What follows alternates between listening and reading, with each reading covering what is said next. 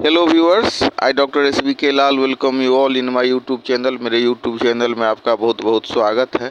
अगर आप इस चैनल पर नए हैं तो चैनल को लाइक शेयर और सब्सक्राइब कर लें ताकि विविध विषयों से संबंधित वीडियो जो मैं इस पर डालते रहता हूं उसका नोटिफिकेशन आप तक आसानी से पहुंचे।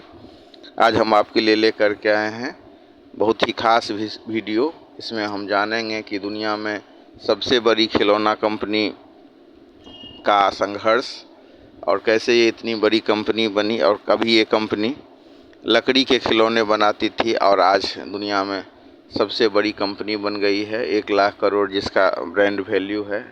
तो इस कंपनी के बारे में जानते हैं कि कैसे लेगो कंपनी बनी, इसके इतिहास के बारे में, इसके विकास के बारे में और इसके संघर्ष की कहानी, सारा कुछ को हम समझेंगे इस वीडियो के माध्यम से। तो आइए शुरू करते हैं।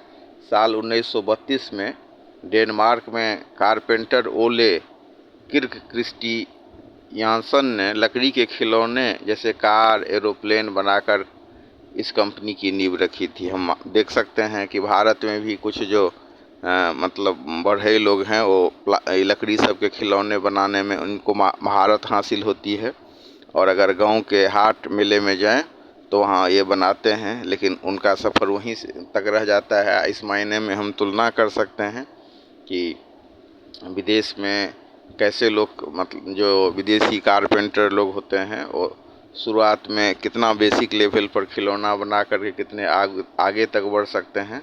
तो किर्क क्रिस्टियानसन जो लकड़ी के खिलौने बनाते थे और खिलौने में कार, एरोप्लेन ये सब होता था, तो वही 3 साल के बाद जो है उसका नाम बदल दिया, उस नाम बदल करके नाम रख दिया लेगो। लेगो का क्या मतलब होता है? तो लेगो का मतलब होता है कि अच्छी तरह खेलो। हिंदी में लेगो का मतलब होता है कि अच्छी तरह खेलो। तो ये जो कंपनी लेगो जो कंपनी बनाने का आइडिया था वो हैरी फिशर का था। तो 1932 में डेनमार्क ये लकड़ी सब का खिलौना बनाते थे और 1939 में जो हैरी फिशर को श्रेय जाता है कि इसकी खोज के बाद उसने इसका पेटेंट ले लिया।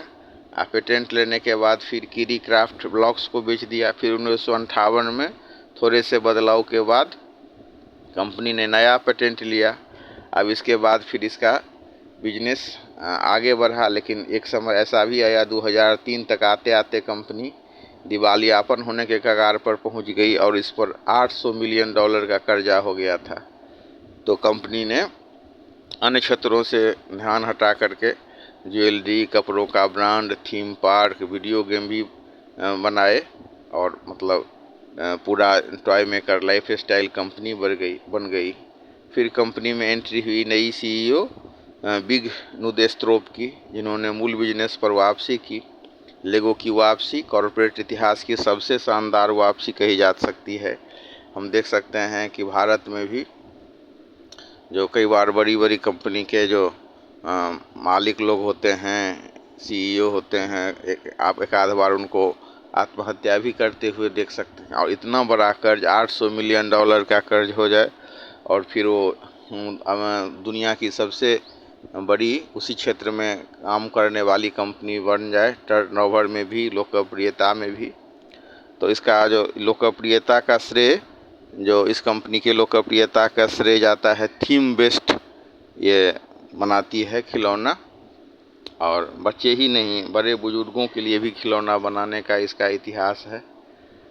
दूसरी बात क्या है कि लेगो दुनिया में सबसे ज़्यादा मुनाफा कमाने वाली खिलौना की कंपनी है। इस कंपनी की कमाई मेटल और हैसब्रो से 50% ज़्यादा है। तो अपने समकालीन जो ये कंपनियां थी खिलौना की, या उनके उसके बाद जो कंपनी सब आई उस सब से ये आगे निकल गई है और उसके बाद खिलौना में सफल होकर के नए नए क्षेत्र सब में भी किस्मत आजमा रही है। जैसे फीचर फिल्म बना रही है कंपनी, TV शो कर रही है, नए नए पात्र गढ़ रही है और फिर उसका IP अधिकार भी हासिल कर रही है। तो इस तरह आगे बढ़ते जो कंपनी कभी दिवालियापन के कगार पर थी, जिस पर $800 मिलियन का कर्ज था, आज हम देख सकते हैं कि गिनीज बुक ऑफ रिकॉर्ड में इसका नाम है और ये सबसे बड़ी टायर निर्माता कंपनी भी बन गई है। अब टायर निर्माता कंपनी कैसे बनी, इसकी भी बड़ी दिलचस्प कहानी है। यह खिलौनों के लिए छोटे टायर बनाती है। तो मतलब जो बड़े बड़े मतलब ट्रक और मतलब वाहन के लिए जो टायर बनाती है, वो दुनिया में सबसे बड़ी टायर निर्माता कंपनी नहीं बनी। और जो खिलौनों के लिए छोटे टायर बनाती है, वो दुनिया की सबसे बड़ी टायर निर्माता कंपनी बन गई। अब इस पर इसके बिक्री पर चर्चा कर लेते हैं कि कितनी इसकी बिक्री होती है इसके उत्पाद की। तो क्रिसमस के दौरान दुनिया भर में हर सेकंड 28 लेगो सेट्स की बिक्री होती है। और यहीं तक कहानी समाप्त नहीं होती है। 28 जनवरी को अंतर्राष्ट्रीय लेगो दिवस के रूप में मनाया जाता है। तो इस तरह से ये कंपनी आगे बढ़ी और दुनिया में नाम स्थापित की, न केवल खिलौना बनाने के इतिहास में, जिसमें कि ये लकड़ी से शुरू करती है और फिर अभी प्लास्टिक का तरह तरह के खिलौना बनाती है। और प्लास्टिक का भी खिलौना ऐसा जो प्लास्टिक को अलग अलग सांचे में ढाल करके उसे महंगा प्लास्टिक में तब्दील कर देती है। लेगो के बारे में कहा जाता है कि ये दुनिया में सबसे ज़्यादा मुनाफा कमाने वाली खिलौना निर्माता कंपनी है और सस्ता में प्लास्टिक खरीद करके उसे महंगे खिलौने में तब्दील कर देती है। और इसके बाद इसका अलग अलग क्षेत्र में भी पदार्पण हुआ, जैसे टीवी में या फीचर फिल्म में, और नए नए पात्र गढ़ने में भी इसका कोई जोड़ा नहीं है। और तभी तो जो अलग अलग जो कंपनी सब है, वो अपने एम्प्लाई को और सीईओ को इसके बारे में पढ़ने के लिए कहते हैं। अब हम आपको बतला देते हैं कि सोनी, एडिडास, बोइंग जैसी कंपनी में भी लोगों को लेगो की कहानी पढ़ने की सलाह दी जाती है। गूगल में इनोवेशन के लिए कर्मचारियों को लेगो ब्रिक्स का इस्तेमाल करने की सलाह दी जाती है। इसके अलावा हम देख सकते हैं कि लेगो के खिलौनों में एप्पल तक कहा जाता है। लेगो के खिलौनों में एप्पल तक कहा जाता है। इसकी वजह इसकी एक ज़बरदस्त मुनाफा कंपनी है। सॉफ्टवेयर कंपनियों की तरह इसका प्रॉफिट मार्जिन बहुत ज़्यादा है। साल 2014 में आई द लेगो मूव से कंपनी के मुनाफा और ब्रांड वैल्यू में इजाफा हुआ। कंपनी खिलौनों के अलावा एजुकेशन प्रोडक्ट भी बनाती है। अब इसके मालिकाना हक की बात करें तो लेगो का मालिकाना हक शुरुआत से ही किर्क परिवार से जुड़ा है, किर्क परिवार के पास रहा है। और कंपनी पर अभी कॉपीराइट से जुड़े सैकड़ों मामले चल रहे हैं। तो ये है कॉपीराइट और कंपनी से जुड़ी बातें। लेकिन मतलब ये बहुत प्रेरणा का विषय है जो कंपनी सबसे जुड़े हुए हैं उनके लिए।